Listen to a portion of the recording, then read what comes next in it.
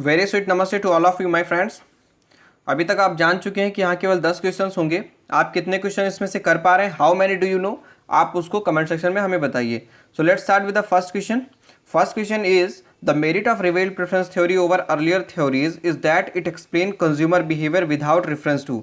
देखो, revealed preference theory ने क्या किया था, ये 1948 में थ्योरी आई थी, पॉल ए सैमुएल्सन द्वारा दी गई थी, और इन्होंने यूटिलिटी के कॉन्सेप्ट का यूज बिल्कुल भी नहीं किया था। ओके, तो यूटिलिटी का इसका राइट आंसर हो जाएगा। क्वेश्चन नंबर सेकंड देखते हैं। री statement of quantity theory of money. देखो, री statement of quantity theory of money को कहते हैं theory of demand for money. इसको मिल्टन फ्रीडमैन ने 1956 में वापस से रीस्टेट किया था। इसके लिए इसीलिए इसको restatement of quantity theory of money या theory of demand for money भी कहते हैं। क्वेश्चन नंबर नेक्स्ट देखते हैं।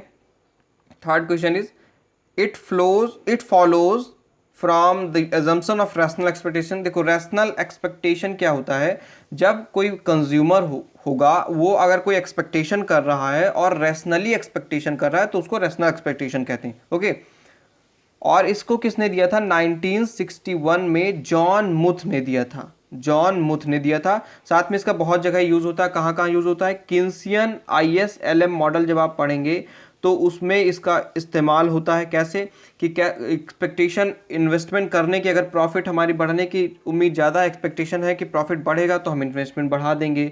अगर प्रॉफिट के रेट ऑफ इंटरेस्ट घटेगा तो हम अपनी सेविंग क्या करेंगे, बैंक में नहीं रखेंगे, अपने पास होल्ड करेंगे। तो किन्सियन ISLM मॉडल का अगर पढ़ोगे तो उसमें आता है। अगर आप पढ़ोगे permanent income hypothesis, permanent income hypothesis आप पढ़ते हैं तो उसमें क्या होता है, दो तरह इनकम होती है, एक ट्रांजिटरी इनकम होती है, एक परमानेंट इनकम होती है। परमानेंट इनकम किसको कहते हैं, जिसका एक्सपेक्टेशन हो कि वो भविष्य में बनी रहेगी, तो उसको परमानेंट इनकम कहते हैं। और एक आता है natural rate of interest hypothesis, natural rate of interest, उसमें भी यूज़ किया जाता है। ल्यूकास का मॉडल जब आप पढ़िए तो ल्यूकास के मॉडल में भी यूज़ किया जाता है, क्योंकि उन्होंने किन्सियन ISLM मॉडल को इसी से क्रिटिसाइज किया है, और ल्यूकास क्रिटिक में भी इसका काफ़ी सारा यूज़ होता है। तो पॉलिसी इनइफेक्टिवनेस की बात भी इसमें आती है, इसीलिए इसका आंसर हो जाएगा D. Okay, D is the right answer. Question number fourth देखते हैं। A person who is no longer looking for a job. जो पर्सन बहुत दिन से जॉब ढूंढ नहीं रहा, इसका मतलब वो अंडर एम्प्लॉयड है।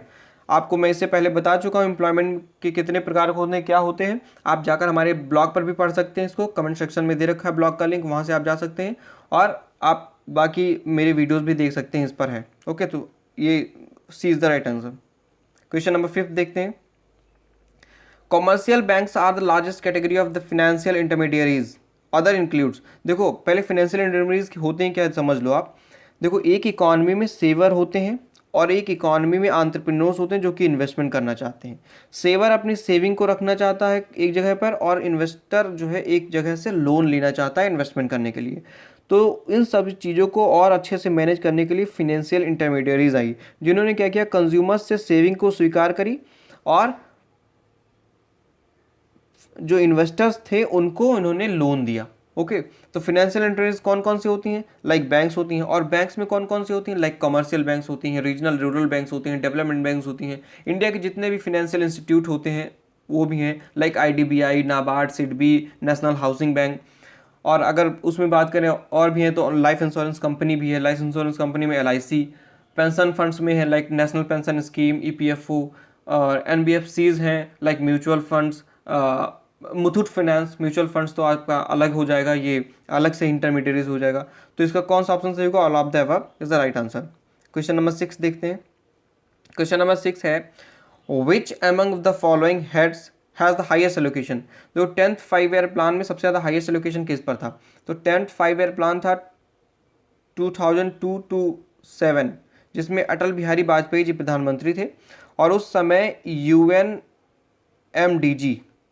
ओके, MDG यानी United nation millennium development goal उस समय था, जिसके तहत 8 चीज़ें हमको पाना जरूरी था। मतलब उस समय एक यूनाइटेड नेशन ने गोल बनाया था जिसको सभी कंट्रीज़ को क्या करना था, अचीव करना था। उस 8 चीज़ों में कौन कौन सा था, मैटरनल हेल्थ को देखना था, चाइल्ड मोर्टेलिटी को देखनी थी, उसमें पोवर्टी एंड हंगर को देखने थे, और इन्वायरमेंट सस्टेनेबिलिटी को देखना था, साथ में जेंडर इक्वलिटी को देखना था, जितने भी डिजीज़ हैं लाइक HIV, एड्स, मलेरिया, इन सबको रोकथाम के लिए काम करना था, यूनिवर्सल प्राइमरी एजुकेशन पर देखना था, और लास्ट में क्या था, ग्लोबल पार्टनर्स फॉर डेवलपमेंट, यानी क्या करें वो पार्टनर्स बनाए जाए इनको डेवलपमेंट के लिए। तो इसका आंसर हो जाएगा आपका सोशल सर्विसेज पे बहुत ज़्यादा खर्चा हुआ था ओवरऑल। क्वेश्चन नंबर नेक्स्ट देखते हैं। New economic policy in India was introduce इन, देखो न्यू इकोनॉमिक पॉलिसी कब आई थी इंडिया में, 1991 में आई थी, इस पर हम डिस्कस कर चुके हैं इससे पहले। Question number 8, an increase in reserve requirement, reserve requirement अगर आप बढ़ जाता है, reserve requirement CRR cash reserve ratio और SLR स्टेटरी लिक्विडिटी रेशियो, अगर ये बढ़ जाता है तो क्या होता है, जो फाइनेंशियल इंटरमीडियरीज हैं उनकी कॉस्ट बढ़ जाती है, यानी ए इज द राइट आंसर। और कॉस्ट जब बढ़ जाएंगे तो हायर रेट ऑफ इंटरेस्ट पर इन्वेस्टर को, एंटरप्रेन्योर्स को लोन देंगे, तो जो एंटरप्रेन्योर होंगे वो लोन लेने से कतराएंगे। ओके, क्वेश्चन नंबर नेक्स्ट देखते हैं। ग्रॉस रूट प्लानिंग क्या है, देखो ग्रॉस रूट प्लानिंग में इसमें पंचायत राज को अब रिफर किया जाता है, क्यों, क्योंकि ग्रॉस रूट प्लानिंग में आता है टॉप टू बॉटम अप्रोच, यानी कोई प्लान सेंटर से चलता है, स्टेट तक पहुंचता है, स्टेट से चलेगा वो डिस्ट्रिक्ट तक पहुंचेगा, डिस्ट्रिक्ट से चलेगा वो ब्लॉक तक पहुंचेगा और ब्लॉक से चलकर वो विलेज तक पहुंचेगा। इससे पहले 1993 24 अप्रैल को आप कहो 24 अप्रैल को कुछ ऐसा हुआ जिसके बाद से ग्रॉस रूट प्लानिंग को पंचायत राज के नाम से भी जाना जाने लगा।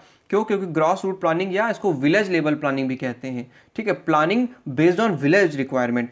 समझिए इस दिन हुआ क्या था, इस दिन 73rd एंड 74th अमेंडमेंट हुआ था कॉन्स्टिट्यूशन का, जिसके तहत पंचायत राज को बनाया गया था, और 24 अप्रैल को उसी दिन के बाद से पंचायत राज दिवस मनाया जाने लगा। Okay, question number last of this video, implicit GDP deflator क्या है, देखो इम्प्लिसिट जीडीपी डिफ्लेटर हमने वीडियो में चर्चा कर रखी है, आप वहाँ से क्विक रिवीजन वाले वीडियोस में चर्चा कर रखी है, वहाँ आप देख सकते हैं। इसका सिंपल सा आंसर होगा ज्योमेट्रिक मीन, क्योंकि लास्पेयर एंड पास्चेस के इन्होंने क्या किया था, इरविंग फिशर ने लास्पेयर का और पास्चेस के मेथड का ज्योमेट्रिक मीन निकाल रखा था, और उससे इन्होंने इम्प्लिसिट जीडीपी को काउंट किया था। इसको हमने पिछले अलग से वीडियो बना रखी है क्विक रिवीजन में, आप वहाँ जाकर इसको देख सकते हैं, 2 या 3-4 मिनट का वीडियो होगा।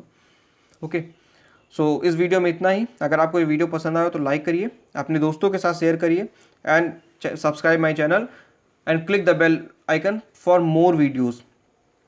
Thanks for watching, be careful, bye bye.